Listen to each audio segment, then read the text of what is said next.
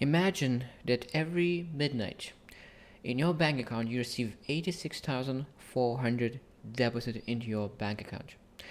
What you will do with that amount? And you know that this amount will be lost if you do not use it by the midnight. But next midnight you will be able to receive new 86,400. Now a lot of times people use their time differently, and like those $86,400 represent seconds that you have every day. Money and time always walk together. There's a lot of times people do not realize what is more important, but I learned that the more money people have, the more they realize that time is much more important than money. Because when you think about all of money all the time, you start to believe that money is the most important. Because I love the saying that if you do not have air to breathe and you're just holding your breath, what you always think is air, just get air. But if you start breathing, you forget about air because you're always breathing. There's abundance of it. So that's exactly with the money. When you do not have money and you're struggling, you always think about the money. And of course, you are not able to understand that time is much more important than money itself.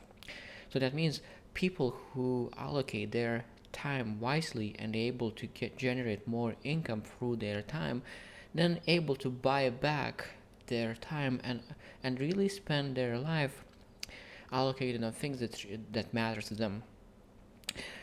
When I think about job, and if you think that um, about 8 hours a day we allocate to work and as a job to someone else, that's about 30,000 seconds. Or and imagine that you give $30,000 to someone else's dream every day. You give and you invest in someone else's dream $30,000 a day.